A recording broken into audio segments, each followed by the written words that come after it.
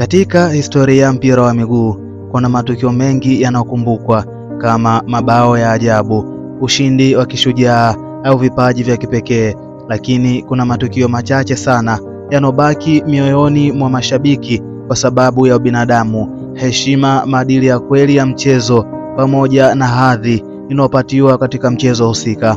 Moja ya matukio hayo ni hadithi ya kusisimua kati ya Ryan Giggs pamoja na Ricardo Kaka, hadithi ambayo haizungumzi ushindani peke yake bali utu wa wachezaji wakubwa. Ilikuwa ni moja ya mechi kali barani Ulaya ambapo hisia huwa juu, pressure ni kubwa na kila mchezaji anapigania nembo ya klabu yake kwa udi na uvumba. Ryan Giggs, gwiji wa Manchester United, anakumbuka siku hiyo kwa uwazi mkubwa.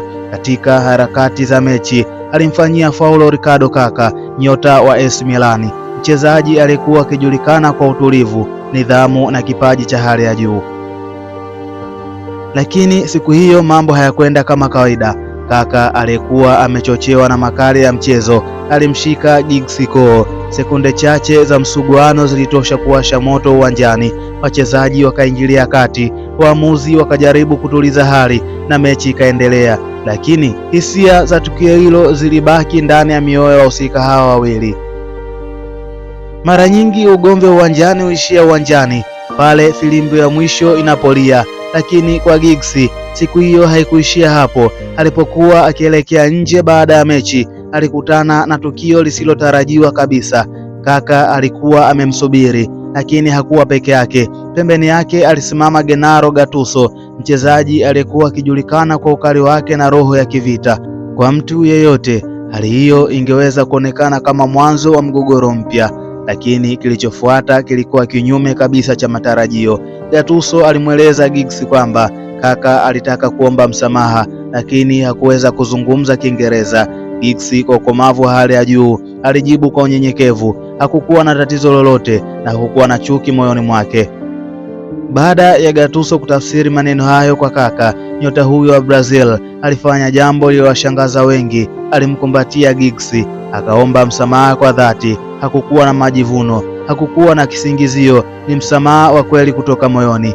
Kama ishara ya heshima na kumbukumbu ya tukio hilo, walibadilishana jezi. Kitendo hicho ambacho wengi huonekana ama uchukulia ni cha kawaida, siku hiyo kilikuwa na maana kubwa sana.